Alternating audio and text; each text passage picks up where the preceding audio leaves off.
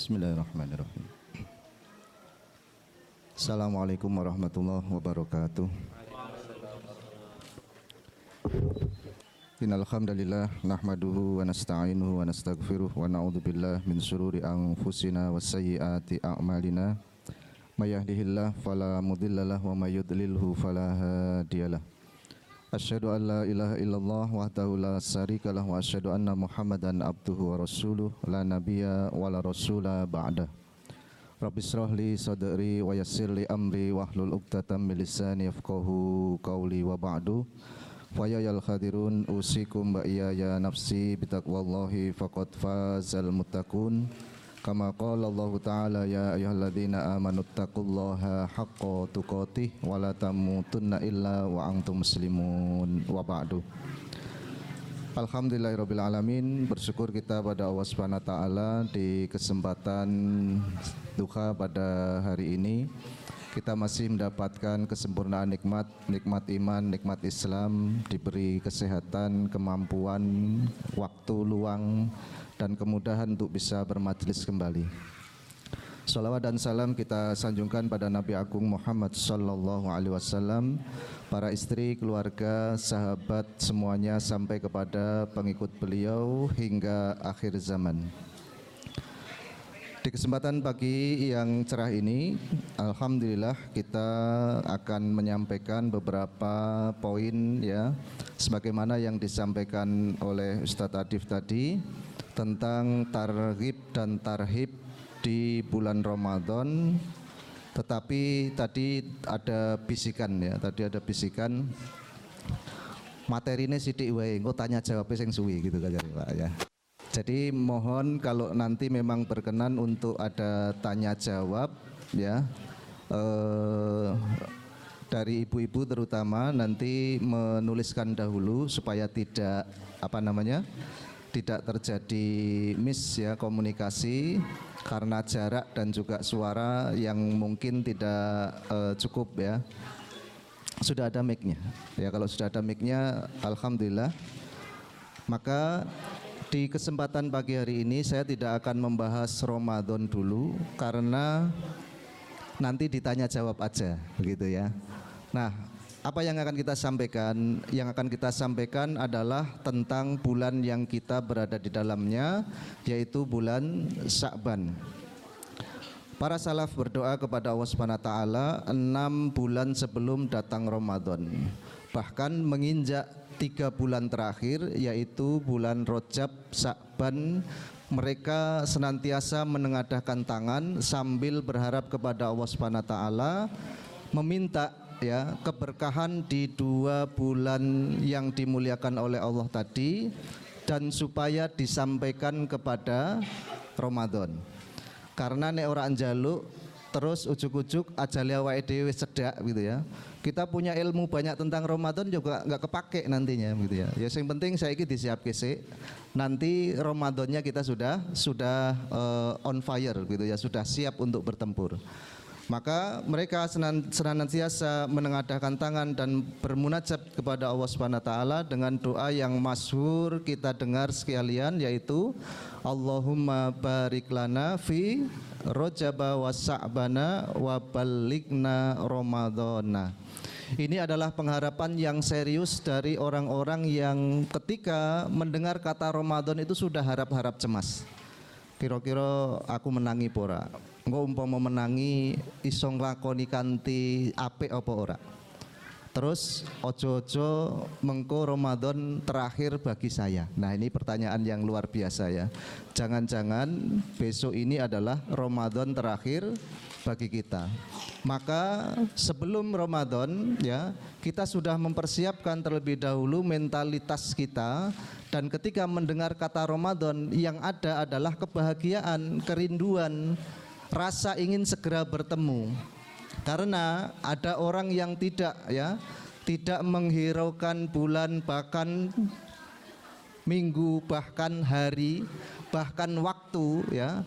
Ketika mereka menonton televisi ada iklan sarung, ada iklan sirup, maka terbesit di dalam hatinya, ya Allah Gusti, ujuk-ujuk kok meh poso gitu ya.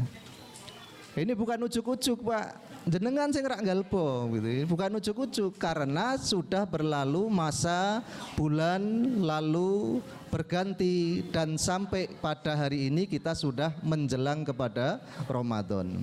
Maka para salafun soleh kita senantiasa harap-harap cemas dengan menyenandungkan permohonan kepada Allah Subhanahu wa taala. Apa kata mereka? Allahumma barik lana fi Rajaba wa Sa'bana wa ballighna Ramadhana. Maka mereka mengibaratkan ya, Nabi sallallahu alaihi wasallam memperumpamakan bahwa Rajab itu bulan untuk menyemai, mempersiapkan benih. Lalu Rajab itu adalah bulan untuk menanam benih tersebut. Dan Ramadan kita tinggal memanen hasilnya. Nah, kalau kita tidak pakai rumus ini ya, ujuk-ujuk ketemu Ramadan, itu pasti dari awal kita tidak akan siap tadi. Yur tukune wineh kapan? Terus menyemainya kapan? Lalu menanamnya kapan? Dan memanennya kapan? Ini kita tidak akan pernah mendapatkan ya kesempatan untuk semaksimal mungkin untuk mendapatkan panen besar di Ramadan. Maka ketika datang bulan Rajab, Nabi sallallahu alaihi wasallam sudah meringatkan kepada para umatnya, bahkan diri beliau sendiri, dengan keharaman bulan tersebut untuk meningkatkan kualitas ibadah-ibadah sunnahnya. Sehingga masuk kepada bulan Sya'ban ya, tambah-tambah lagi beliau sallallahu alaihi wasallam ketika mengamalkan amal-amal sunnahnya. Nah, ada kitab bagus nanti kalau antum bisa browsing ya, atau cari PDF yang gratis lah paling mudah itu ya. Cari PDF yang gratis, di download nanti ada karangan Sayyid bin Muhammad bin Alwi Al-Maliki Al-Hasani ya, Al-Maki, tentang Mada fi Ramadan ya. Ada apa di Mada fi Sya'ban, maaf ya, Mada fi Sya'ban. Ada apa di bulan Sya'ban? Ketika ada seorang sahabat bertanya kepada Nabi sallallahu alaihi wasallam ya, ya Rasulullah ya, apakah yang istimewa dari Sya'ban? Maka beliau menjawab dengan perkataan yang jelas, itulah bulan di mana manusia lalai setelah adanya bulan yang diharamkan yaitu Rajab, dan terhimpit dengan bulan yang istimewa namanya Ramadan. Padahal di sana Allah mengangkat amal-amal para hambanya, lalu ya memperhatikan semua yang menjadi makhluk dan hamba tadi, dan mengatakan, siapa yang mau ampunan, saya akan ampuni. Siapa yang mau rahmat, saya akan rahmati. Siapa yang minta sesuatu, saya akan penuhi. Siapa yang berhajat, akan aku kabulkan hajat-hajat mereka. Di mana itu? Di Sya'ban. Jadi kalau kita tidak tahu keistimewaan hari, bahkan bulan, bahkan tahun, maka kita tidak akan pernah menjumpai poin-poin besar untuk bisa melejitkan potensi pahala kita. Sebagaimana seorang gamer itu ya, gamer itu tahu, wong sing senengane nge-game itu senengan gamer ya. Itu ketika dia mempunyai rute, dia akan tempuh rute tadi. Ketika ada musuh penghalang, dia akan lenyapkan penghalangnya. Tapi seorang gamer yang lihai, yang dalam tanda kutip sudah mahir, dia tidak hanya menghilangkan penghalang, tetapi juga mengambil poin. Ki ono poin 10, dijikuk karo ngilangi alangane. Kini ada poin 100, ambil lagi sampai melanjutkan perjalanannya. Ketika ada poin besar, dia pasti akan dengan sungguh-sungguh untuk mendapatkan poin tadi, dan juga menjaga keselamatan rute perjalanan tadi sampai finish.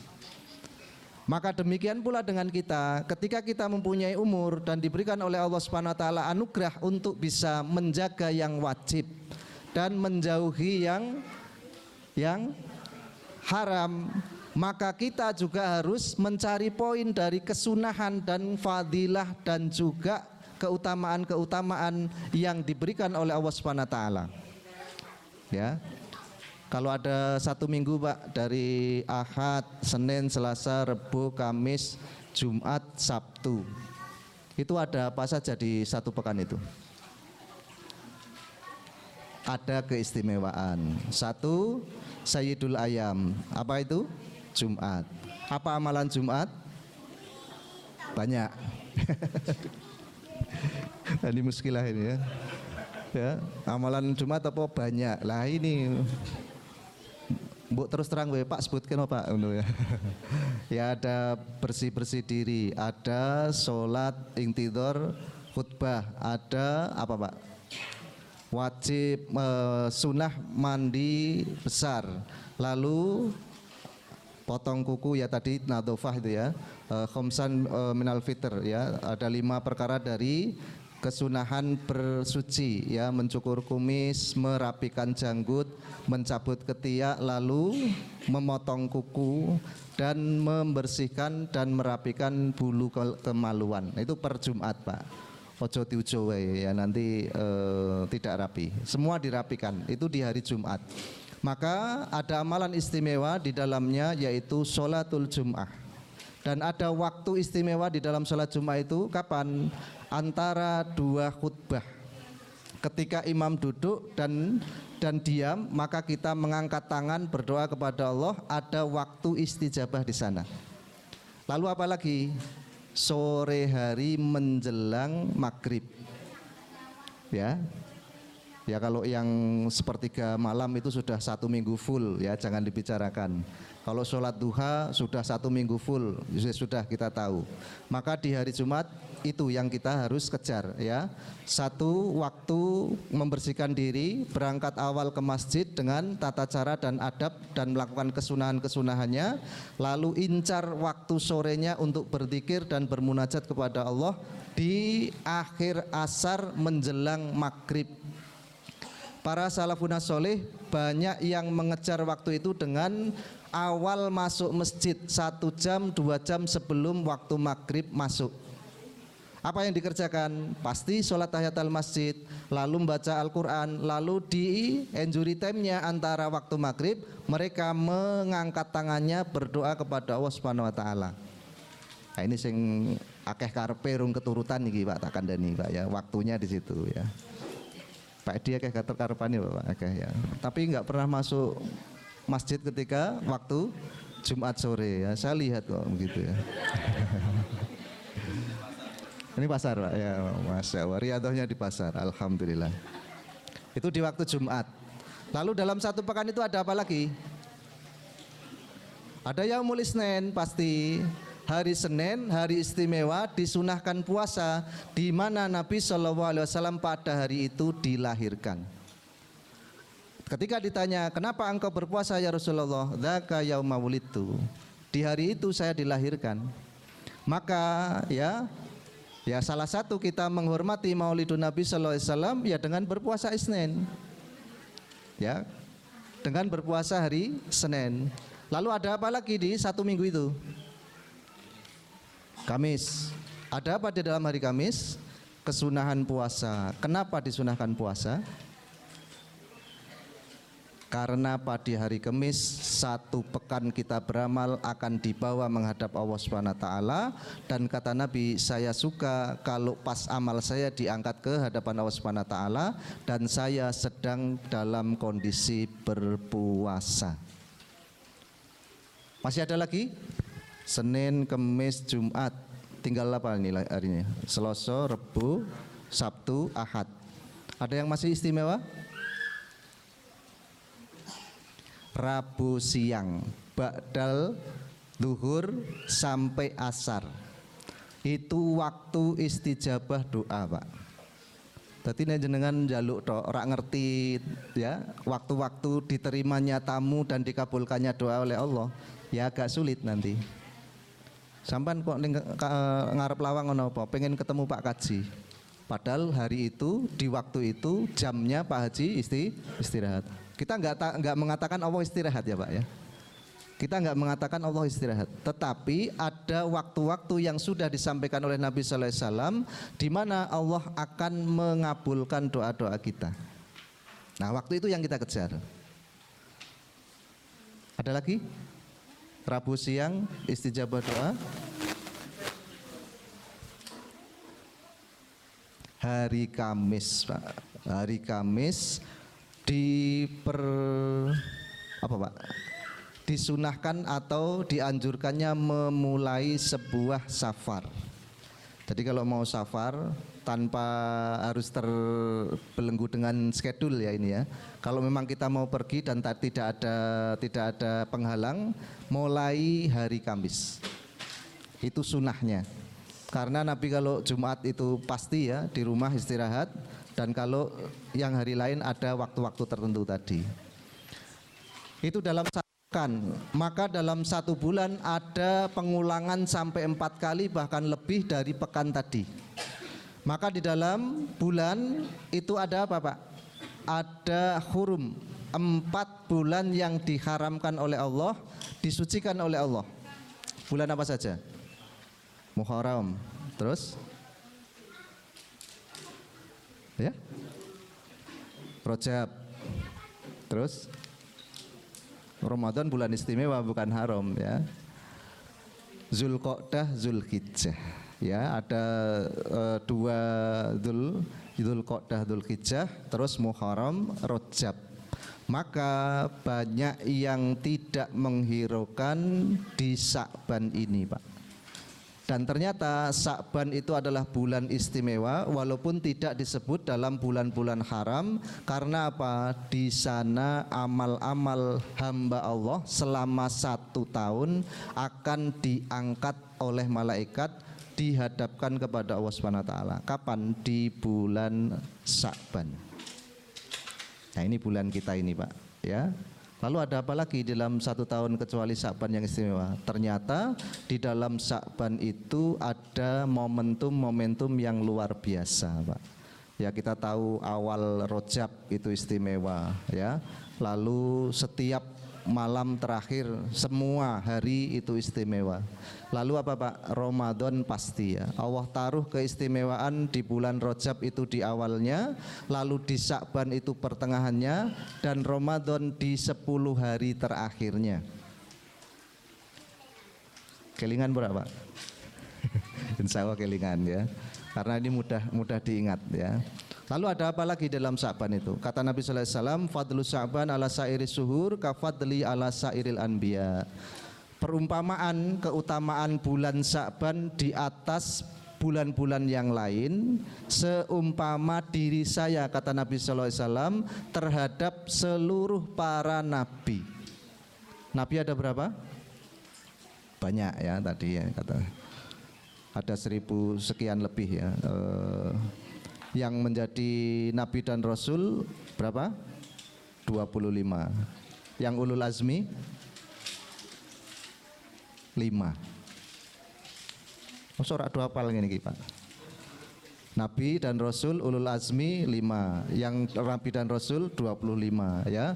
Yang nabi keseluruhan 1000, sekian. Saya tidak lupa saya ya.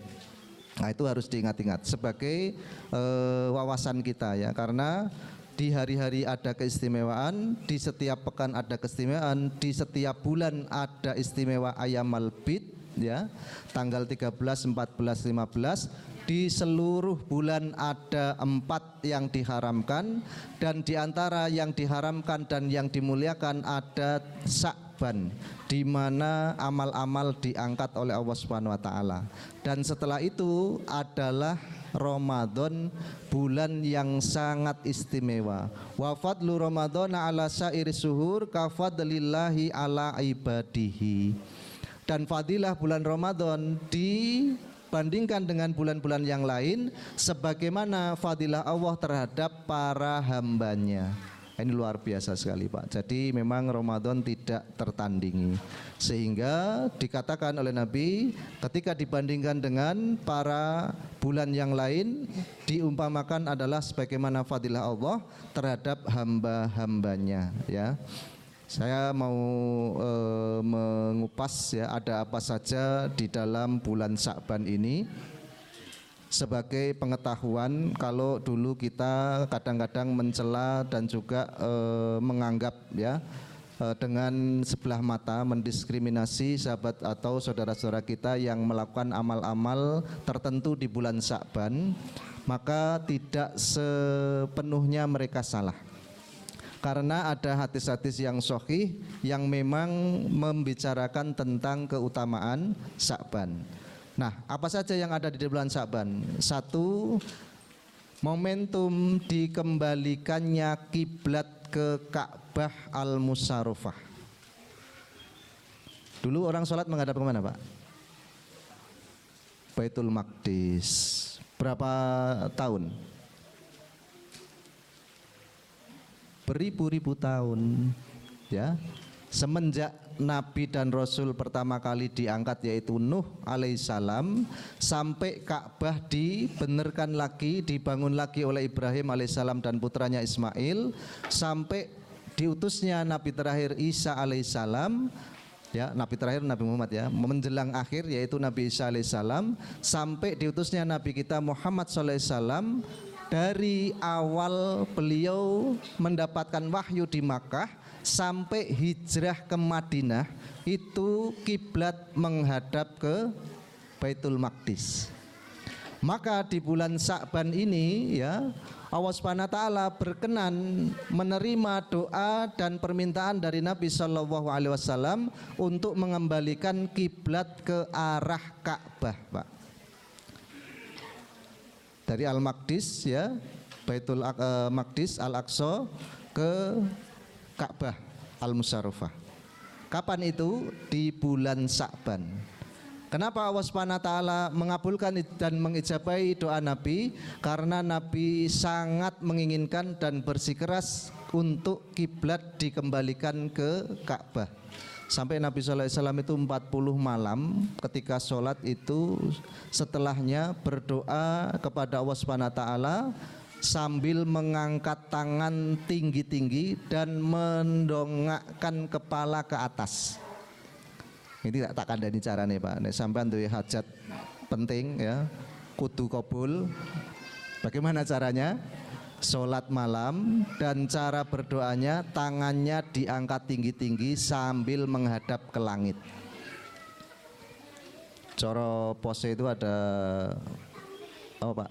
Perangko biasa, perangko kilat, terus perangko kilat khusus. Ya. Lah antum nek ana wong ndonga kok tangane nyadong sambil diselehke ning nggon pupu ngeten iki, wis ora bakal ketompo niku. Raniat babar blas gitu, Pak, ya. Yang paket biasa itu ya mengadangkan tangan diangkat sedikit lah, ya, diangkat sedikit. Kalau mau yang paket khusus diangkat agak tinggi. Bener ini nggak guyon. Kalau mau yang kilat khusus diangkat sampai tampak ketiaknya. Maka di istisqa, doa minta hujan itu syariatnya ketika menengadahkan tangan diangkat tinggi sampai ketiaknya ini terangkat. Nabi sallallahu alaihi wasallam ketika berdoa dalam istisqa sampai terlihat putih ketiaknya. Nek ngono kok urung mandi, Pak? Enggak nih. Terus diminta kepada Allah. Ya. Kesel ra, Pak? Enggak terus. Ya enggak apa-apa. Yang penting hajatnya tercapai. Dan hajat ini nanti akan disesuaikan dengan kebutuhan kita. Nek njaluke ora pantes ya ora bakal dikei, Pak, ya. Disesuaikan dengan diri kita ya, yang pantas, yang sesuai dengan ukuran kita.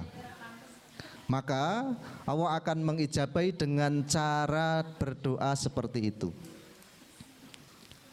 Ya, qad na'lamu taqallubuka wajhika fis sama falanuwalliyannaka kiblatan tardo. Kata Allah, kami sudah tahu wahai Muhammad, kamu senantiasa mengangkat tangan menghadapkan wajah ke langit dan memohon supaya kiblat dipindahkan. Akan aku beri, kata Allah, apa yang kamu ridho dengan permintaan kamu itu. Maka di bulan Sya'ban turun ayat ini, lalu kiblat dipindahkan menghadap ke Ka'bah Al-Musyarrafah. Itu momentumnya ya Pak. Jadi surat Al-Baqarah 144. Nanti baca tafsirnya. Salah satunya cara berdoa paket kilat khusus tadi. Ya. Kilat khusus. Waktunya malam sepertiga akhir. Lalu cara berdoanya menengadahkan tangan dengan tinggi dan menghadap ke langit. Insya Allah Pak. Ning dikai tanda kurung jaluke sing pantes. Ya, nanti kalau nanti dipraktekkan kok Pak sampean ki omong tok kok begitu ya. Terus tak praktekke ping bola-bali ra ana sing keturutan. Nah, ini diperhatikan, mintanya yang sesuai. Ya. Walaupun ngoyok we nek ra pantes ora. Ya, begitu ya. Nah, maka ini adalah kejadian penting ya. Salah satunya berpindahnya kiblat ke Ka'bah Al-Musyarrafah. Yang kedua, diangkat amal ya dalam perjalanan manusia. Tadi sebagaimana yang kita sampaikan ya. Dari Usamah bin Zaid radhiyallahu anhu ketika mendengar sabda Nabi sallallahu alaihi wasallam bahwa Rasul sallallahu alaihi wasallam bersabda ya, saya kok melihat jenengan, kata Usamah bin Zaid ya, saya kok tidak pernah melihat jenengan puasa sebagaimana puasa jenengan ketika bulan Sya'ban. Apa kata Nabi sallallahu alaihi wasallam? Ketahuilah wahai Zaid bahwa di bulan Sya'ban ini seluruh amal hamba Allah akan diangkat, dipersembahkan, diperlihatkan. Maka aku suka, kata Nabi sallallahu alaihi wasallam, untuk diangkat dan diperlihatkan amalku dan saya dalam kondisi berpuasa. Maka kalau Rajab itu bulan haram, kita memperbanyak amalan-amalan sunnah. Kalau di Sya'ban ini bulan yang dilupakan, maka kata Nabi perbanyaklah puasa. Ketika ditanya oleh para sahabat, Ibunda Aisyah mengatakan, saya tidak pernah melihat Nabi sallallahu alaihi wasallam memperbanyak puasa kecuali di bulan Sya'ban. Ya, ini amal hamba. Puasa lebih utama dibandingkan di bulan yang lain. Ya, ini juga salah satu amalan ya, amalan yang menjadi keutamaan di bulan Ramadan. Kata Ibunda Aisyah radhiyallahu anha ketika menceritakan ya tentang tadi ya tentang puasa Nabi sallallahu alaihi wasallam, adalah Rasul sallallahu alaihi wasallam sampai kami ketahui ya, sebagaimana yang kami ketahui, kata Ibunda Aisyah, tidak pernah berpuasa kecuali kami tidak pernah mendapati beliau berbuka. Saking seringnya. Dan ketika berbuka kami tidak pernah mendapati beliau berpuasa. Kadang-kadang seperti itu Pak. Kadang di telo Ibunda Aisyah Kanjeng Nabi niku yo ora poso, kadang yo poso. Nek pas Sya'ban niku mengutamakan untuk berpuasa. Maka dikatakan oleh beliau radhiyallahu anha, dan saya tidak pernah melihat Nabi sallallahu alaihi wasallam lebih banyak puasanya kecuali pada bulan Sya'ban, Pak. Nah, itu sebuah pengetahuan bagi kita ya, bahwa kita mempersiapkan puasa Ramadan itu salah satunya dengan memperbanyak puasa di dalam bulan Sya'ban ya. Tapi ada apa Pak? Ada aturannya. Tidak boleh mempeng poso separuh dari bulan Sya'ban. Kalau dari awal kok kita tidak puasa, lalu sampai tanggal 15, lalu kita gelenter puasa sampai akhir, itu tidak boleh. Ya. Dikhawatirkan orang akan melihat kita puasa sudah dimulai sejak pertengahan Sya'ban. Ya, jadi kalau mau puasa itu ya dari awal. Dari awal, kalau ndak Dawud ya boleh ya puasa dahar. Puasa dahar itu puasa terus menerus setiap hari. Sing penting sahur karo buka Pak. Yang dilarang itu apa? Wisol. Puasa wisol, puasa tanpa sahur, tanpa buka. Basa Jawane apa Pak? Pati geni, pati geni. Mutih itu tirakat, puasa hanya dengan memakan ya ubi-ubian ya, apa namanya ubi-ubian itu, polowijo ya. Nah itu endingnya nanti di hari terakhir yang ditentukan denen mati geni dengan tidak berbuka dan tidak sahur, itu sampai 1 hari. Nah, yang seperti ini yang di akhir ini itu haram. Poso mute tidak apa-apa Pak, asal sesuai dengan sunnah ayamal bid ya, buka dengan singkong, sahur dengan ubi, tidak apa-apa ya. Seperti itu nggak apa-apa. Yang penting ono anjuran dan tadi contohnya. Tapi kalau sudah wisol, kata Nabi, saya haramkan umatku untuk wisol. Lalu ketika ditanya oleh sahabat, lo jenengan kan juga wisol ya Rasulullah. Apa kata Rasulullah SAW? Saya tidak sebagaimana keumuman orang. Karena Nabi itu langsung diberi rizki oleh Allah, walaupun tidak makan, tidak minum, akan tetap punya daya tahan yang baik. Tapi bagi para sahabat, manusia secara umum ketika tidak sahur dan tidak berbuka, ini akan jadi masalah. Ya, maka tadi ya, puasa dari setengah bulan terakhir bulan Sya'ban itu dimakruhkan. Karena apa? Takut menjadi syariat dan dilihat bahwa Nabi mengajarkan yang seperti itu. Nah, maka dimakruhkan. Selanjutnya, apa yang istimewa di dalam bulan Sya'ban? Sadurunge kuwi insyaallah terakhir ya. Soalnya banyak yang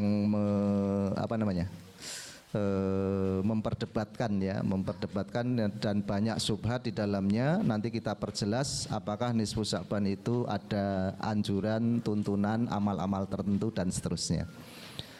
Yang tidak kalah penting di dalam Sya'ban adalah turunnya ayat sholawat kepada Nabi Sallallahu Alaihi Wasallam.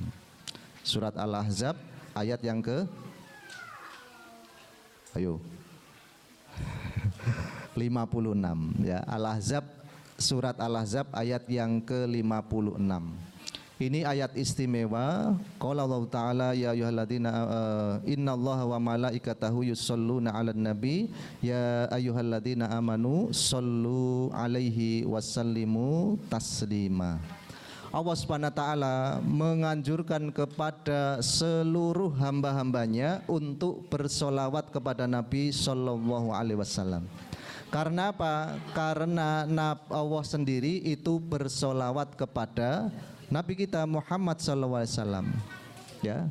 Lalu bedanya apa Pak?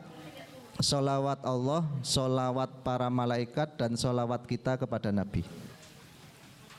Ini kan maknanya berbeda-beda ya. Solawat itu satu kata, tapi bisa diartikan dengan berbagai bentuk makna sesuai dengan siapa yang mengatakannya ya. Kalau kepala sekolah bersolawat itu beda dengan guru bersolawat, beda dengan murid bersolawat. Itu tatanan level. Ketika di dalam hal ini Allah bersolawat dan malaikat bersolawat, maka malaikat solawat Allah dan solawat malaikat berbeda. Apalagi solawat kita. Ada yang bisa memberi masukan solawat, 3 bentuk solawat tadi? Nah ini tak bedek ya Pak ya. Ya sakjane rak popo tak bedek ya sakjane. Tak anggap polo dewe kabeh ya. Ini bedanya rahmat dengan jaza.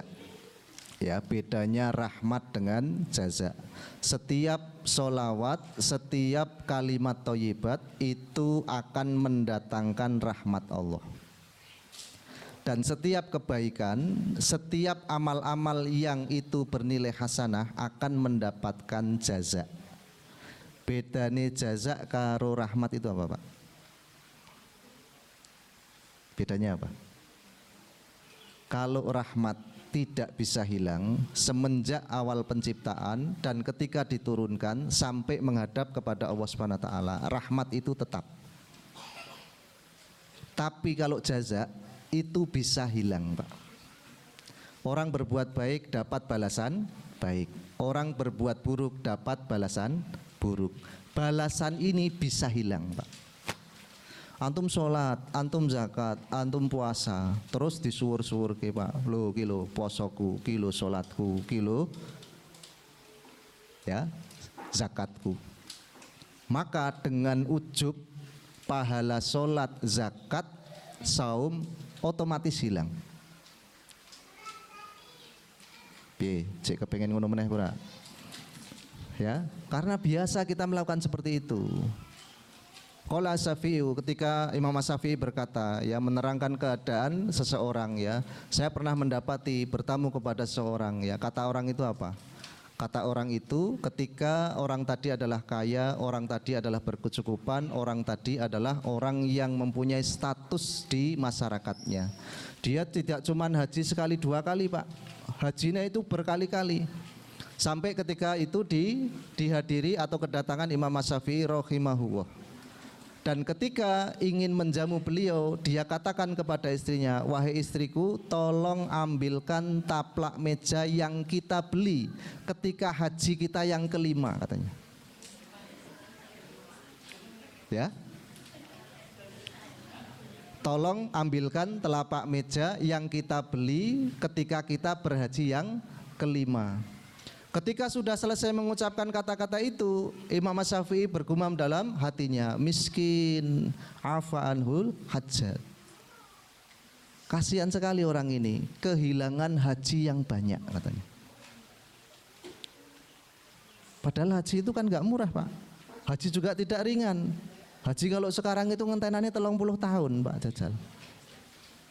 Itu bisa hilang. Ya. Demikian orang yang mempunyai jaza yang sayyi'ah. Orang melakukan amal buruk, orang melakukan kemaksiatan kepada Allah, orang tidak berakhlak, semua akan mendapat balasan keburukan. Tapi keburukan ini bisa hilang dengan taubat, dengan istighfar, dengan meminta ampunan kepada Allah Subhanahu wa taala. Bahkan orang yang sudah membunuh 100 nyawa, kata Nabi sallallahu alaihi wasallam, ketika hanya mempunyai niat baik dan sudah melaksanakan niatnya tadi, di dalam perjalanan diambil nyawanya oleh Allah, dia mendapatkan ampunan dari Allah Subhanahu wa taala gegara apa, Pak? Gegara turun rahmat tadi. Nah ini maka hati-hati. Maka turunnya ayat tentang sholawat ini adalah anugerah bagi kita. Karena ketika orang membaca sholawat, yang turun itu bukan jaza, bukan pahala, bukan balasan, tapi rahmat, Pak.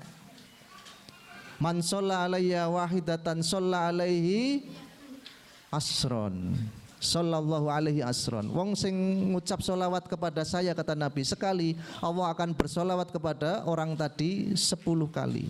Nah, maka sholawat itu apa sih? Sholawat Allah kepada Nabi, rahmat Allah kepada Nabi.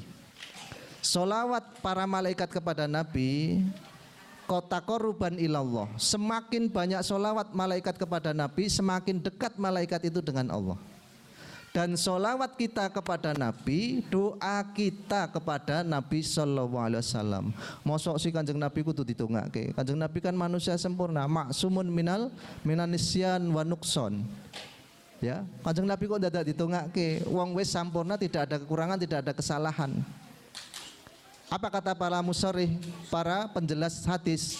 Ya jelas, Nabi itu sudah sempurna, Nabi itu sudah tidak perlu doa kita lagi, tapi kita yang perlu pada doa Nabi. Karena apa? Ketika kita mengucapkan doa meminta kepada Allah, sedangkan ya para malaikat di belakang kita mengatakan walaka mislu, dan bagimu yang semisal dengan itu, maka diibaratkan sebuah gelas yang sudah terisi penuh dengan keberkahan dan kebaikan. Ketika kita tambah dengan kebaikan, masuk atau tumpah, Pak? Tumpah, dan tumpahnya itulah yang kita harapkan mengenai diri kita. Dan sholawat yang kita baca adalah rahmat Allah pada kita. Dan rahmat tidak akan pernah hilang sejak diturunkan sampai nanti kita menghadap Allah Subhanahu wa taala. Nah, makanya kita akan selalu minta rahmat kepada Allah. Allahumma gfir lana warhamna watub alaina. Ya, dan seperti itu. Kalau kita tidak dapat rahmat, apalah kita di hadapan Allah Subhanahu wa taala. Nah ini di bulan Sya'ban Pak, turun ayat tentang sholawat. Nah, yang terakhir ya, terakhir dari pembahasan yang banyak khilaf dan juga perdebatan tentang malam nisfu Sya'ban. Kira-kira ono hadis sing sahih apa Pak? Ada? Ada hadis yang sahih tentang malam nisfu Sya'ban apa tidak? Ya? Belum pernah dengar. Ragu berarti, ragu ya. Nah, maka di dalam hadis yang diriwayatkan oleh Ibnu Hibban ya, juga Imam At-Tabrani tentang perkataan Nabi sallallahu alaihi wasallam, inna waha yattali'u ala ibadihi nisfa min Sya'banin ya. Sungguhnya Allah Subhanahu wa taala akan memandang, melihat seluruh hamba-hambanya di malam setengah bulan Sya'ban. Itu hadisnya sahih, sahahahu al-Albani dalam ya al-silsilah al-hadis as-sahihah. Silsilah hadis-hadis sahih, al-Albani menyebutkan hadis ini sahih. Allah akan melihat ya hamba-hambanya di bulan Sya'ban di pertengahannya. Apa selain itu tidak melihat Allah? Bukan begitu ya. Artinya Allah melihat di nisfu Sya'ban itu Allah lebih memperhatikan hambanya di bulan Sya'ban di pertengahannya. Dan Allah akan memberi ampun kepada semua hamba-hamba tersebut kecuali 2 orang. Siapa? Al-musyrik, orang yang mensekutukan Allah. Yang kedua al-muhasin. Al-muhasin itu orang yang punya persengketaan dengan sesama muslim, Pak. Makanya kalau para sahabat dulu ya, itu ketika ditanya apa kebiasaan panjenengan ketika di bulan Sya'ban, kami datang, kami sowan, kami mengupayakan ketemu dengan para sahabat dan handai tolan untuk meminta maaf kepada mereka. Jadi budaya napa Pak? Budaya salam-salaman niku napa? Ujung gitu ya. Ujung niku sakjane nggih mboten pas Syawal. Tapi menjelang Ramadan. Karena ketika ada orang yang masih punya rasa jengkel, tidak suka, memusuhi kepada sesama muslim, dia tidak mendapatkan rahmat dan ampunan Allah di bulan Sya'ban ini, Pak. Nah, ketika para ulama menerangkan tentang keutamaan hadis ini ya, maka mereka menganjurkan maka boleh di malamnya bersolat ya, melakukan solat ya dan berdoa kepada Allah, dan siangnya berpuasa. Kapan Pak tibone nisfu Sya'ban kapan? Mengko bengi ya. Nanti malam siap-siap ya, tidak hanya sebagai rutinitas aktivitas eksidensial ya, tapi memang kudune dirutinke. Kalau ada hadis yang mengatakan sholat malam dan puasa siang harinya, bagi kita yang sudah terbiasa kan nggak kaget, Pak. Bang memang bedinane kaya ngono. Apa meneh ngesuk pas Senin, ya sudah. 1 dapat pahala puasa Senin, nomor 2 dapat pahala nisfu Sya'ban. Ora usah diniati, sudah otomatis. Jadi nek pan poso kok dadak ngeling-eling niat. Nawaitu saumagutin. Oke, Senin pon nisfu Sya'ban, malah bingung gitu. Ra sido mangke. Ya sudah, puasa aja, puasa nawaitu saumas sunnah. Saya mau niat puasa sunnah, sudah. Dapat pahala Senin, dapat pahala nisfu Sya'ban. Ya. Nah, ini hadisnya sahih. Di dalam hadis yang lain, ilal musyrik wal munafik, tidak diampuni oleh Allah Subhanahu wa taala kecuali orang musyrik dan orang munafik. Maka para pensareh dan para aimah ya salafun sholih ketika mendapati setengah dari bulan Sya'ban, mereka bersungguh-sungguh di malam harinya dengan sholat, berdoa, bermunajat, lalu melakukan puasa di siang harinya. Dan ada satu amalan yang dilupakan oleh umat Islam sekarang, Pak, di bulan Sya'ban. Apa itu kira-kira? Ini nek dilakukan oleh kita itu ya. Wah, subhanallah, Pak. Luar biasa, kita bisa mengentaskan saudara-saudara kita yang memang butuh pertolongan kita. Sedekah, spesifik lagi. Zakat. Di jeruk kemana ya, sedekah itu kan di atas sudah umum ya, zakat lebih khusus. Yang lebih khusus lagi di bulan Sa'ban apa, Pak? Membayarkan hutang saudaranya. Waduh, roto ngelu ki Pak, nek ki Pak. Para muhsinin dulu, afan ya. Ya, afan ya. Ketoke iki kudu digalakke ya gitu.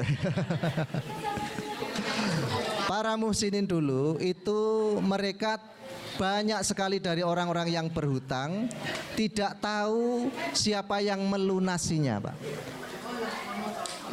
Ya, mereka datang ke warung-warung di tetangga kita, Tapi betul-betul orangnya harus amanat ya, Pak. Aku njaluk ngerti catatan utange wong kene.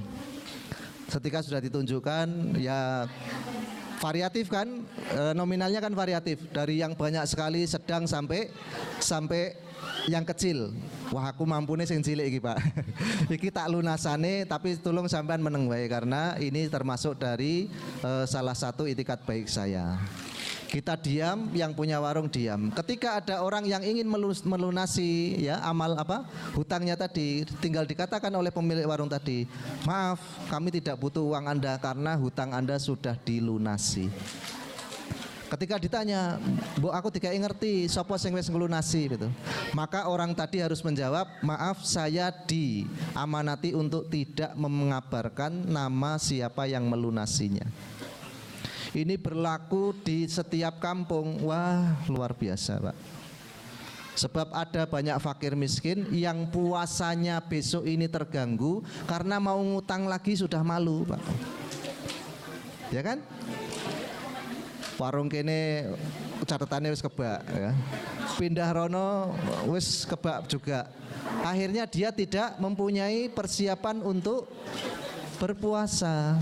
Dan ini amal istimewa yang dikerjakan para salafun sholih ketika bulan Sa'ban. Apa yang dikerjakan mereka? Datang ke tempat-tempat ya fasilitas umum untuk melunasi hutang saudara-saudaranya. Kalau antum bisa melakukan malam nanti, besok pagi luar biasa. Ya. Alladzina yunfiquna fi bukan fil laili wan nahari. Ya. Wa fil laili wan nahari sirron wa alaniyatin. Kita mengeluarkan sedekah di malam hari atau di siang hari. Enggak apa-apa nanti malam atau besok. Sirron wa alaniyatin. Kalau kita mau, boleh kita mengatakan, yes pokoknya engko kandake aku sing lunasi, ndak apa-apa. Ning kudu protektif. Karena ini nanti bisa berpotensi ujub dan bisa menghapus pahala-pahala kebaikan kita. Tapi kalau kita mau safety, ya katakan saja, sudah jangan katakan kalau saya yang melunasi. Lebih aman, Pak. Wonge sing kepethuk awake dhewe nek dilunasi ya ora rumangsa duwe jasa ya. Kita juga wis pokoke wis tak ikhlaske aku rak pan piye-piye, kita selamat seperti itu, Pak.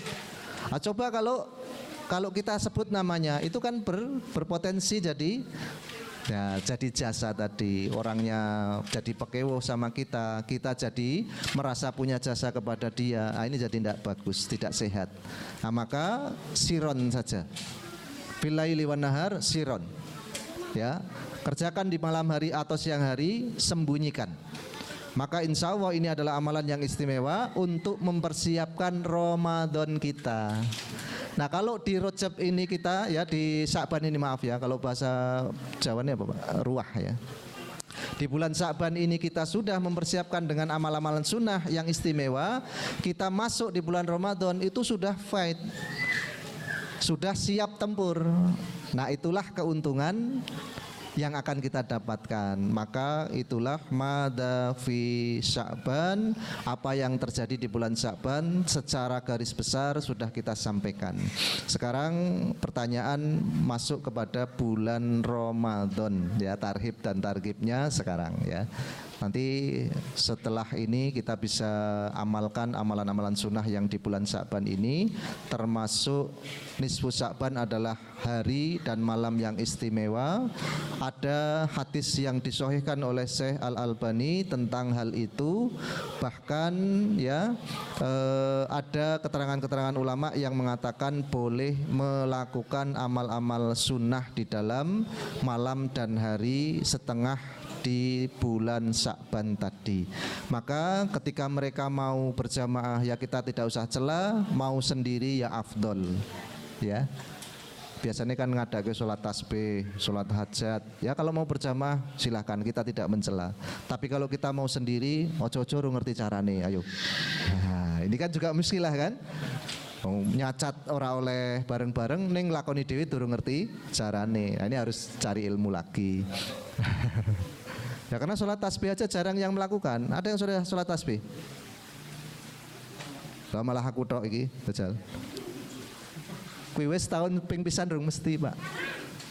Sholat tasbih itu sholat sunnah. Dan kita harus minimal sekali pernah melakukan dalam seumur hidup. Ya, kalau kita tidak kenal dengan sunnah-sunnah, ngakune ahlu sunnah. Lah piye Dajjal iki? Ditanya tentang kesunahan, kita tidak punya ilmu, tapi kita bersikeras mengatakan ahlu sunnah. Ayo, piye Dajjal saiki, Pak? Ya, maka introspeksi. Tadi kata-kata kita dulu, kita mengadakan sekolah orang tua pasti berguna. Enggak ada yang sia-sia.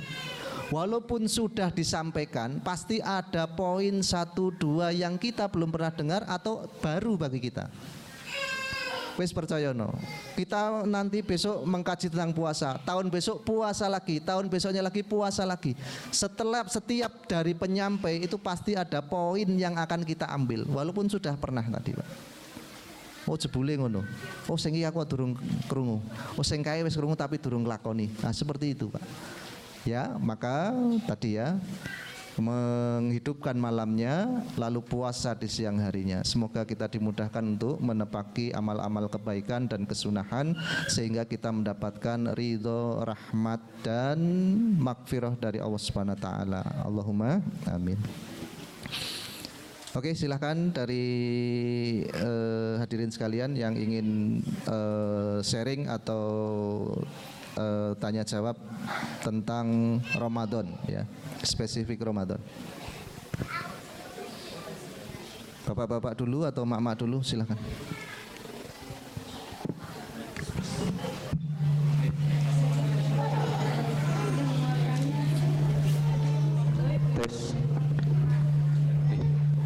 Jazakumullah khairan kepada Ustaz Saiful Qomar yang sudah memaparkan terkait persiapan di bulan Ramadan. Ternyata banyak fadilah, keutamaan-keutamaan di bulan sebelum masuk ke bulan Ramadan. Tadi kita sudah mendengar semuanya, mudah-mudahan kita bisa mengambil manfaat dari apa yang sudah disampaikan dan mudah-mudahan kita bisa menghidupkan waktu siang hari kita di bulan Sya'ban ini yang tersisa dan waktu malam harinya dengan semaksimal mungkin dari ilmu yang sudah kita dapatkan bersama-sama. Baik, selanjutnya kita tanya jawab terkait tarhib maupun targhib di bulan Ramadan. Untuk yang pertama dari bapak-bapak mungkin ada yang mau bertanya. Abu Ali, tafadhol.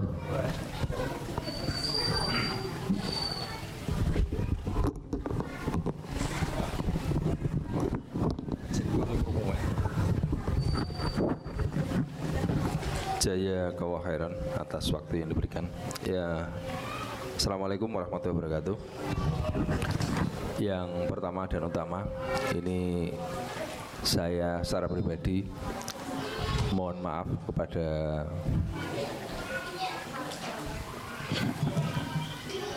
kepada panjenengan semua atas mungkin sikap saya yang saya sengaja atau tidak. Mohon semua wali dan semua asatidah Kutab Al-Ayyubi untuk bisa berlapang dada memaafkan semua khilaf dan alfa saya. Yang pertama. Yang kedua, saya ingin sampaikan dua pertanyaan kepada Ustadz Saiful. Yang pertama berkenaan dengan amalan di Sa'ban ini ya, terkhusus di nisfu Sa'ban.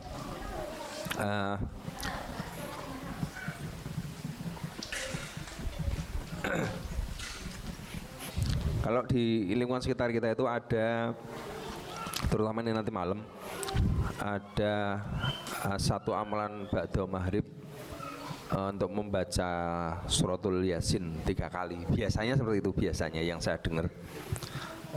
Apakah itu ada tuntunannya atau tidak hanya Yasin atau apapun itu yang jelas selama itu mengamal soleh bisa dilakukan. Itu yang pertama. Yang kedua,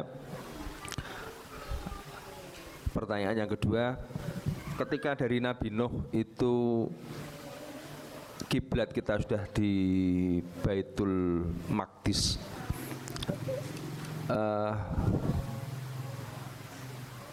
terus yang mendirikan Ka'bah itu siapa? Itu dua pertanyaan saya, tapi sekali lagi yang perlu saya garis bawahi, sekali lagi saya mohon maaf kepada panjenengan semuanya, mohon dimaafkan deh. Bila itu ya, assalamualaikum warahmatullahi wabarakatuh.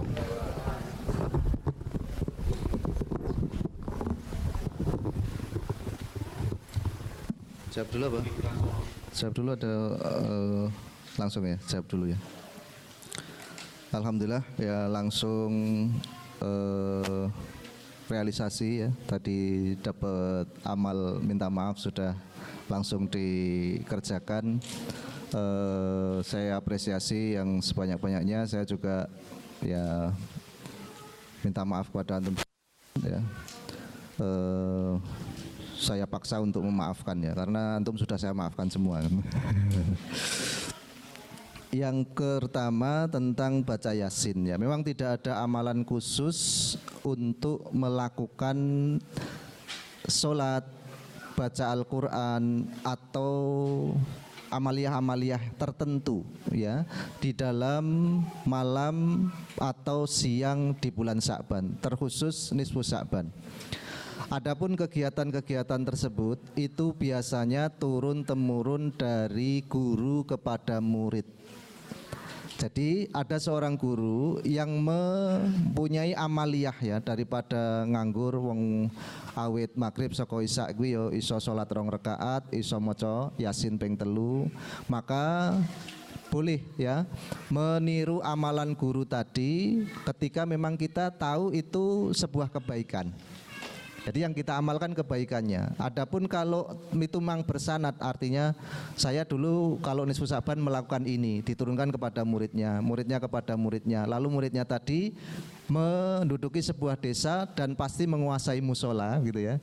Maka amalan tadi dijadikan kebiasaan di masyarakat. Nah itu bukan salah, tetapi memang itu turun-temurun yang didapatkan dari gurunya. Sama kepada zikir jahar, itu kalau pendapat yang muktamad dari Syafi'i adalah ba'da sholat zikir sir. Itu yang muktamad, yang dipegang kuat oleh pendapat para imam madhab as-Syafi'iyah. Pada sholat itu wiridnya sir, tidak dikeraskan. Tetapi karena dulu metode di pesantren itu adalah mengajari para santri dengan membaca keras tadi, dan ini boleh. Pada awal-awal Nabi sallallahu alaihi wasallam di Madinah itu pada sholat membaca wirid dan doa dengan keras. Diharapkan para jamaah meniru, hafal dan melaksanakan secara mandiri setelah itu. Maka ini turun temurun. Biar aku ning pondok entuk kaya ngene, tak mbok kening masyarakat seperti ini. Itu tidak salah. kebolehan. Maka kalau kita mengatakan bagaimana dengan acara, bagaimana dengan ritual, ketika itu adalah kebaikan dan kesunahan, maka tafadhol, tidak apa-apa. Ya. Tidak ada harus sholatnya harus baca ini terus sekian kali, tidak ada aturan seperti itu. Itu biasanya turun dari guru ke murid, dari guru ke murid, dari guru ke murid, seterusnya. Bisa diterima, okay? Jadi nggak ada perkataan dalam hadis kalau nisfu Sa'ban nanti sholat malam plus sholat tasbih, nggak ada. Tapi kita tahu sholat malam dan sholat tasbih itu adalah sunnah, maka kita boleh mengerjakan dengan kesunahan tadi. Ya, jadi kita lebih membuka dada kita, ya, main kita, ya, pola pikir kita, supaya ketika kita dapat informasi itu jangan respon pertama kali itu menolak. Respon pertama kali itu ya stop, kita kaji, kita telaah. Oh ini nggak benar, tolak baru. Oh ini bagus, tapi saya nggak bisa, ya sudah. Oh ini bagus, saya bisa amalkan. Gitu ya. Itu nanti sikap. Nah, maka ketika kita mendapati saudara-saudara kita yang melakukan amaliyah tersebut, maka itu adalah kebaikan, kebiasaan, silahkan. Dan kalau kita tidak, ya nggak apa-apa. Begitu. Yang kedua, kalau kiblat itu menghadap ke Baitul Maqdis dan dari Nabi Nuh alaihissalam itu ya belum menghadap ke Ka'bah, maka siapa yang membangun Ka'bah? Siapa, Pak? Nabi Ibrahim. Nabi Ibrahim itu hanya meninggikan pondasinya saja, lalu memperbaiki bentuk bangunannya. Aslinya Ka'bah itu tidak Ka'bah, tidak murokab, tapi oval. Jadi Si'ab ya, Hijr Ismail itu termasuk bangunan Ka'bah, Pak. Dan di bawah Si'ab atau Hijr Ismail itu, maaf, makam para nabi. Jadi kalau nanti ada saudara-saudara kita, bagaimana sholat yang di depannya ada makam? Ayo. Larangan sholat di kuburan adalah sholat di atas makam. Maka kalau ada orang yang di wilayahnya ada pemakaman dan akan didirikan bangunan, itu harus menggali dan memindahkan jenazah, karena nggak boleh sholat di atas makam. Adapun di sisi kanan, di sisi kiri, di belakang atau di depan tidak apa-apa, karena ada saternya. Sutroh itu bermaksud adalah membatasi dan menghalangi, begitu. Ya, siapa yang membangun Ka'bah? Hah?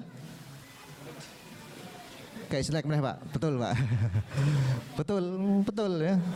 Ucuk-ucuk meni tapi torak jarak bener ya. Yang membangun Ka'bah itu Nabi Adam. Saking rindunya beliau alaihissalam, ketika dari surga pernah melihat ya, di atas Ka'bah persis itu ada Baitul Ma'mur. Yang di Baitul Ma'mur itu semua malaikat bertawaf mengelilingi Baitul Ma'mur di bawah arsy Allah Subhanahu wa taala. Maka ketika turun ke dunia, Nabi Adam itu ngelamut mehopo begitu. Lalu teringat, oh dulu para malaikat pada tawaf di Ka'bah. Ya Allah, bagaimana kalau saya tawaf? Maka Allah mengizinkan untuk mendirikan Ka'bah. Dan itu hancur ketika banjir besar pada masa Nabi Nuh alaihissalam. Maka sepeninggal Nabi Nuh, seterusnya sampai kepada Ibrahim alaihissalam, baru Nabi Ibrahim dan Ismail alaihissalam mendirikan pondasi yang dulu di situ ada bangunan Ka'bahnya. Jadi sejak awal penciptaan Mekah itu sudah muharramah, Pak, sudah tanah haram. Ada berapa tanah haram di muka dunia ini? Ayo, gak ngerti meneh. Kok nek ono huru hara akhir zaman terus pan melayu nanti gitu ya. Ada berapa? 2. Menang mantep kok ngerti temenan sampean, Pak. Untuk bisikan ya, untuk bisikan. Ada 4. Makkah pasti, Madinah. Yang 2 tersisa. Baitul Maqdis, Jo Palestina ki ombo, Mbak, ya. Baitul Maqdis, yang terakhir Bukit Tursina. Ya. semua orang yang berada di tempat suci ini aman dari Dajjal, aman dari fitnah Ya'juj Ma'juj nanti.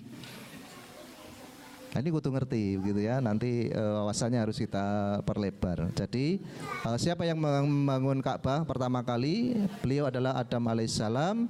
Lalu ketika banjir bandang Nuh alaihissalam gelincir dan rusak, dan ketika masa Nabi Ibrahim, beliau berkenan memondasi ulang dan mendirikan bangunannya. Begitu Pak ya. Kurang lebih seperti itu. Masih ada waktu atau cukup? Sampai 10:30. Jam berapa ini? Kurang 15 menit ya. Silakan kalau masih ada. Oh ya, nera ono balik kasih berarti. Ada?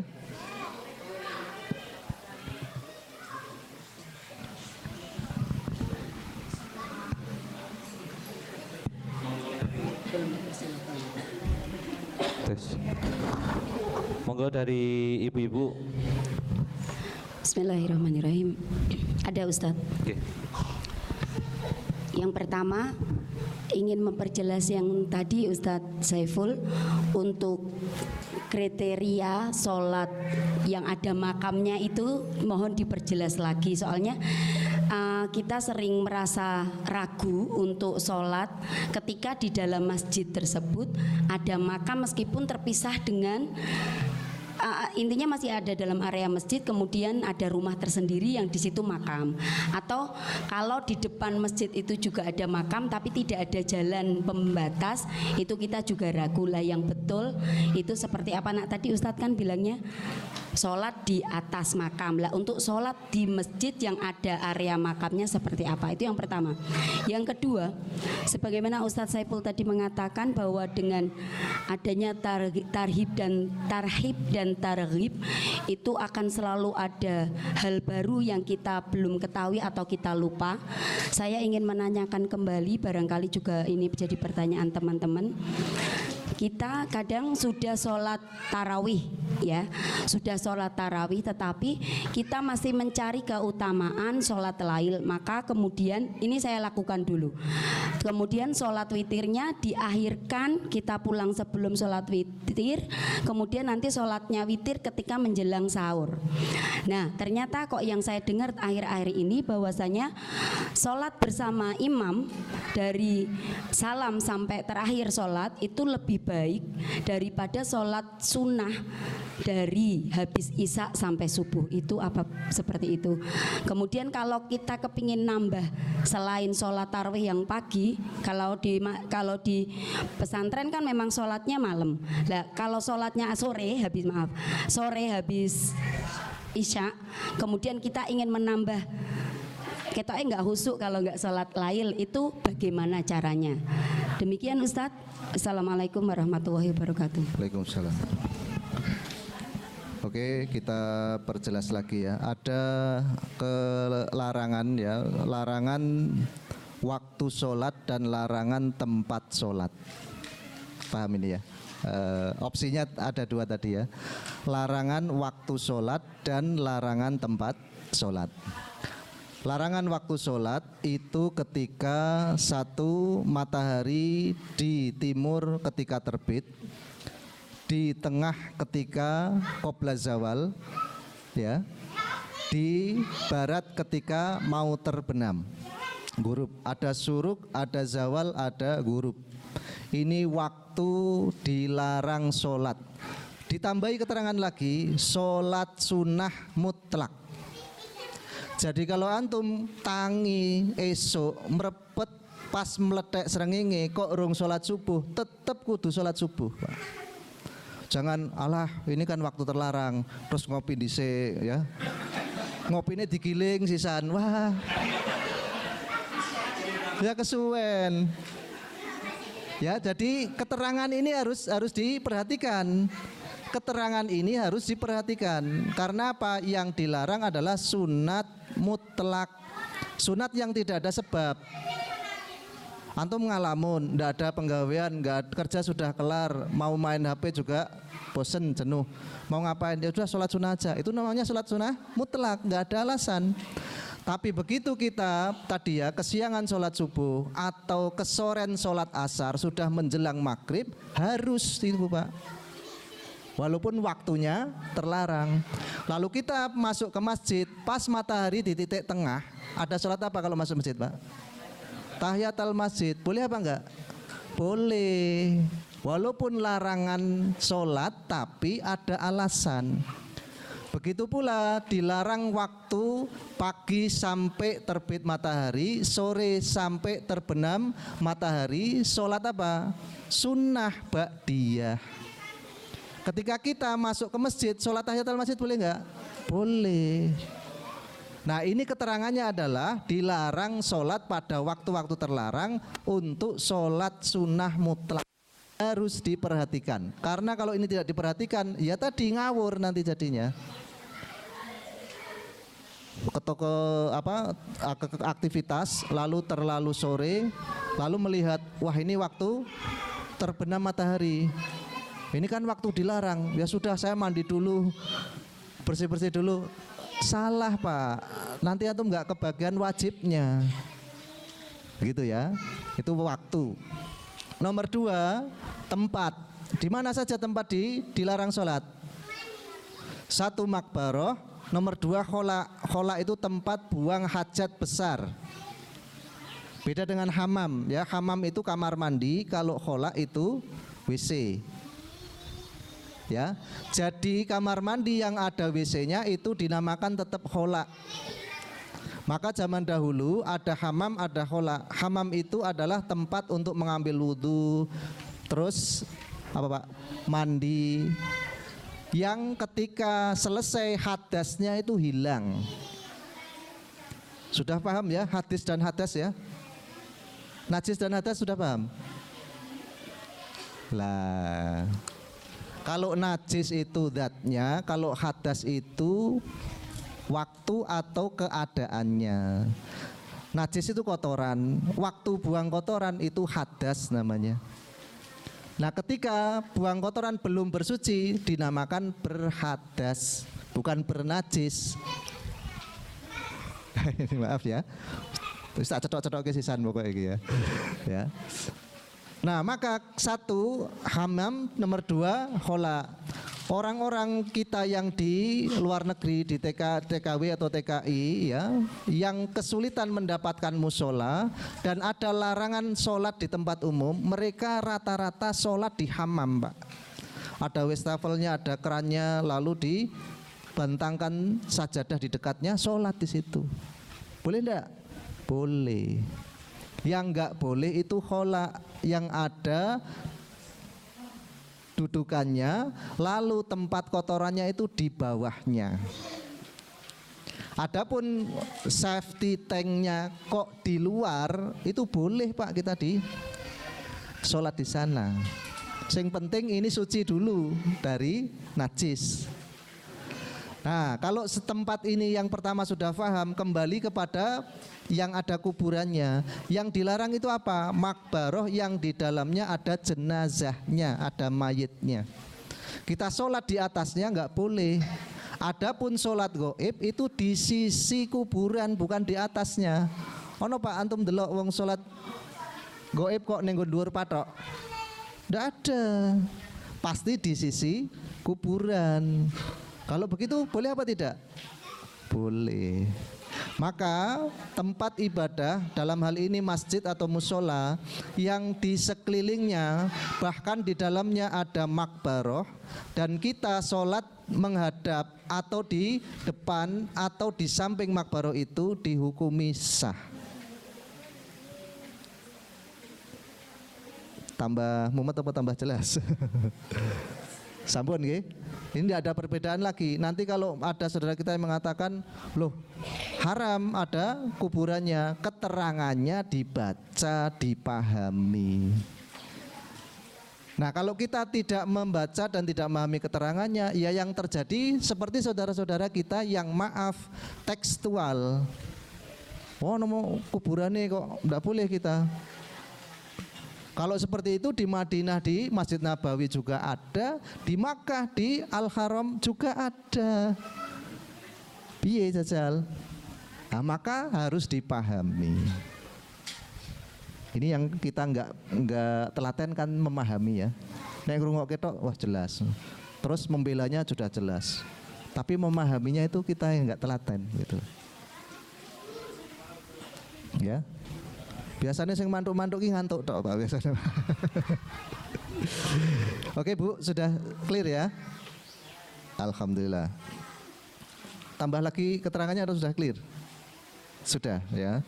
Jadi yang dilarang sholat tempatnya itu satu kholak yang ada safety tank di bawahnya.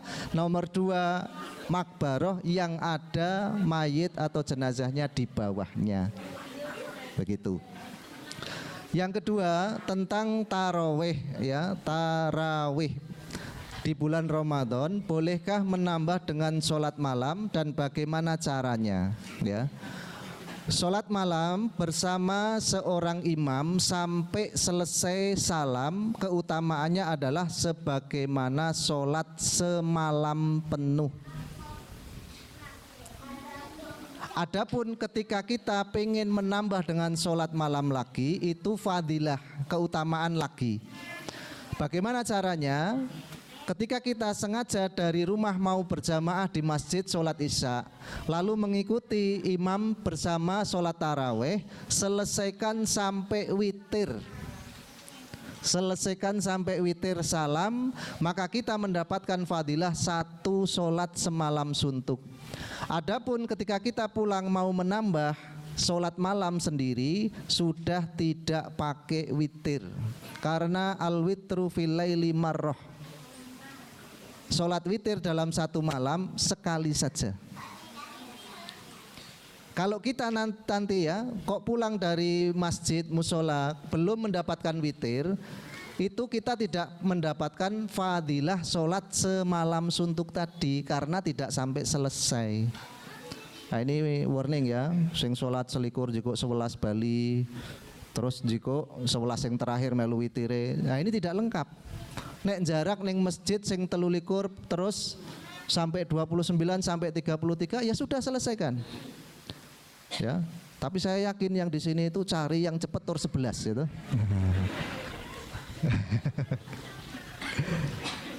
Yo, saya ngomong bareng maksudnya. Nah, ketika sudah seperti itu, ya kita mempunyai tradisi sholat witir sholat tarawih itu di awal malam. Maka apakah boleh mengikuti sholat witir berjamaah lagi di kelanjutan dari malam? Boleh Pak. Ya. Habib Umar bin Al-Hafidh itu dalam Ramadan bisa sholat tarawih sampai 100 rakaat. Karena di Tarim, Yaman itu banyak masjid dan musola yang mengadakan sholat tarawih bergiliran. Jam 8 mulai, jam 9 mulai, jam 10 mulai, jam 11 mulai.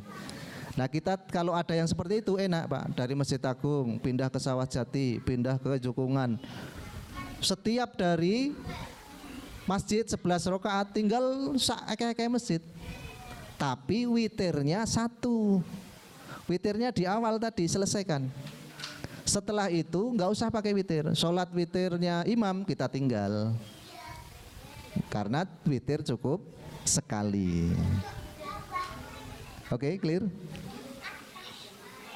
Jelas ya? Ya. Maka antum kalau sudah niat masuk kepada sebuah masjid atau musola, yuk diniati sampai selesai. Kecuali ada udzur, maka kita tidak membicarakan udzur, gitu ya. Ya. Cukup. Ya, siapa? Ini sudah dulu ya, ibu-ibu ya. Ya. Silakan, Pak.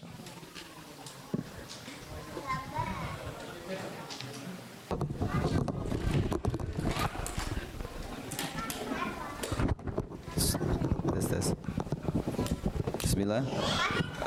Mohon maaf ini kepada pembawa acara, waktunya mungkin agak molor ya.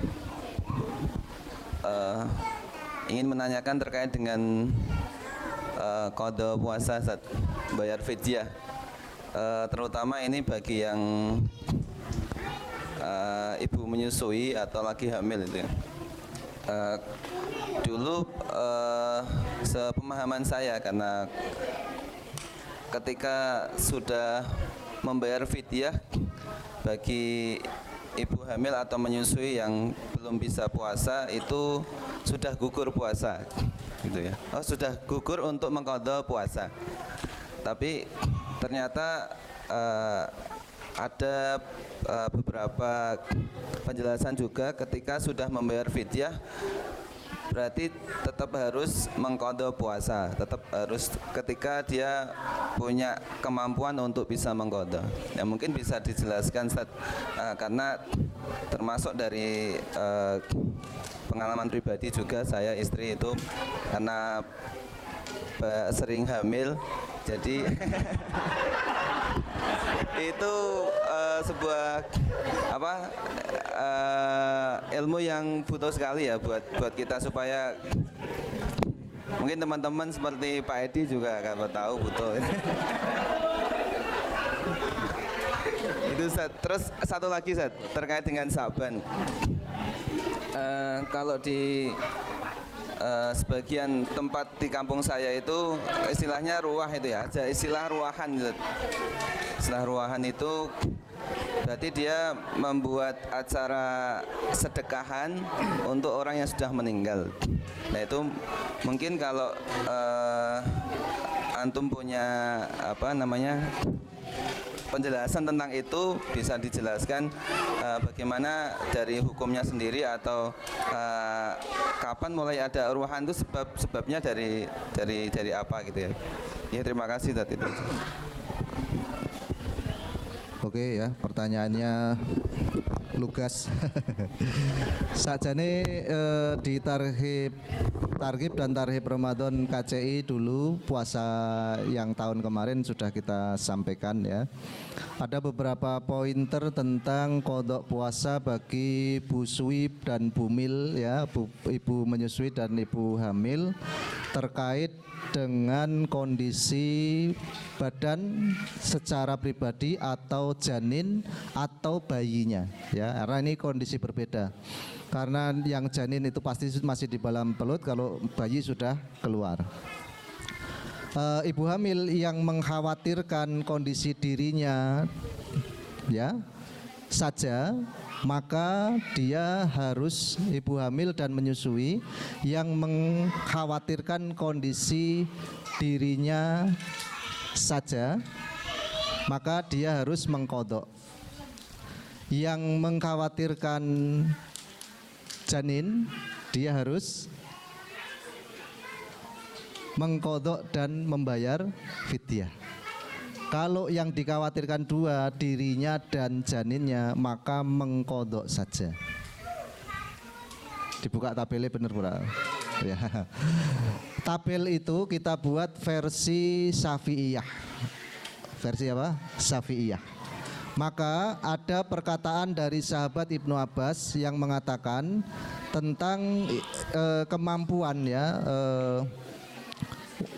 tentang kemampuan seseorang ya, dalam surat Al-Baqarah itu tentang bab puasa, wa man yutikuhu fidyatu ta'am miskin ya, maka diterangkan bahwa seorang yang sudah membayar fidyah otomatis gugur kewajiban mengqadha puasanya.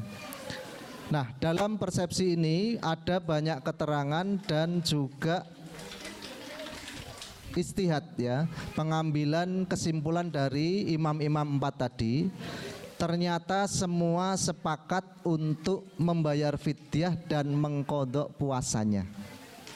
Adapun keterangan Ibnu Abbas tentang boleh membayar fidyah dan sudah gugur qadha puasanya, itu terkait dengan janin, Pak.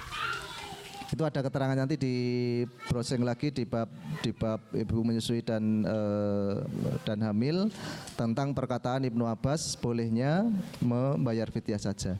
Adapun orang-orang yang mengatakan ya sudah, karena saya dari dulu memakai pendapatnya Ibnu Abbas, saya akan tetap seperti itu, dipersilahkan.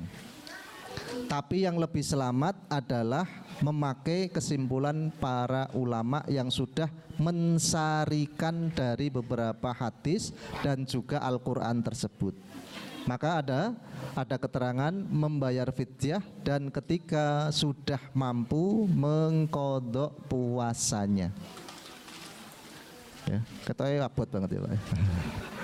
Ya. Ekspresinya piye ngono ya. Yo saya tahu kalau yang sesuatu yang menimpa orang yang dicintai itu kan kita berat begitu ya. Ini berarti cinta betul. Nah.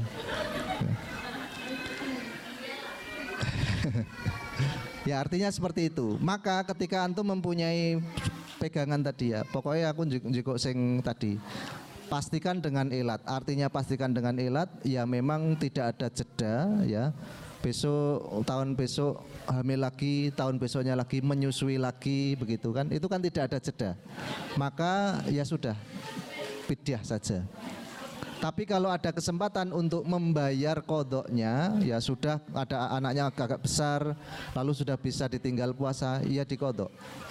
Bahkan kodok itu bisa dihitung sejak ditinggalkannya puasa sampai terakhir kita melakukannya.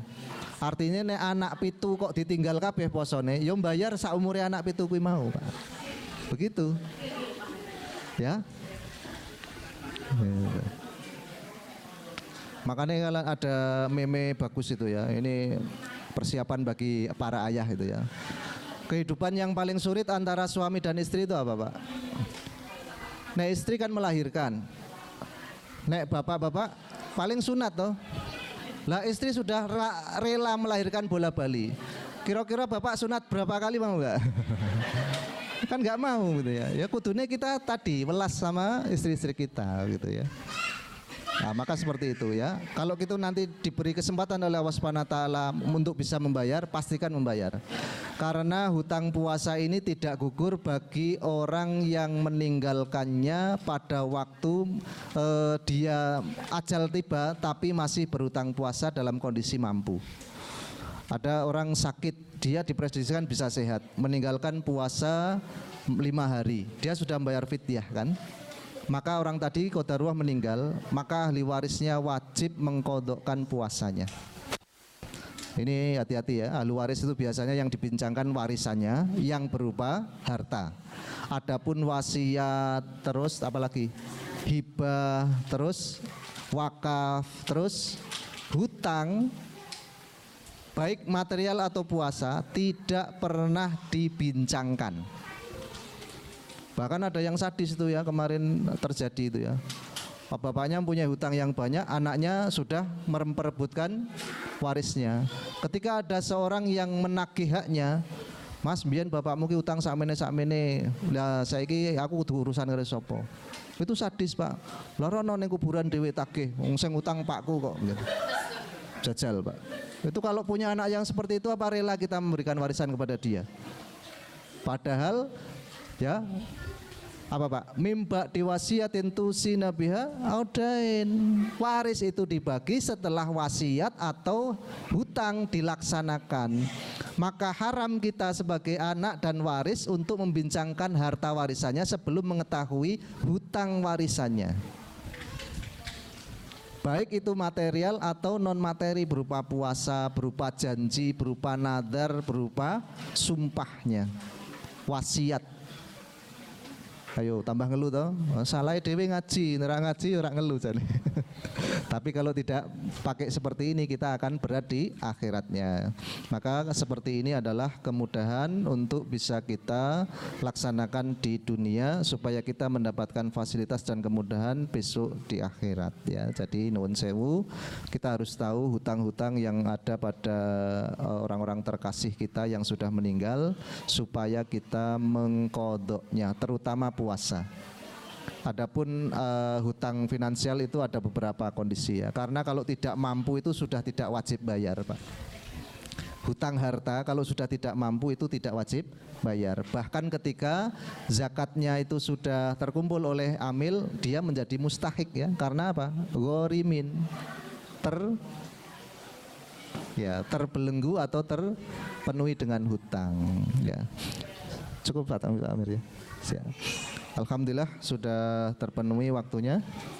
Apa ya? Oh, ruahan, masya Allah, masya Allah. Ada tradisi ruahan di desa-desa atau kampung-kampung tertentu, apakah itu ada dalilnya atau bagaimana cara menghukumi tradisi seperti itu?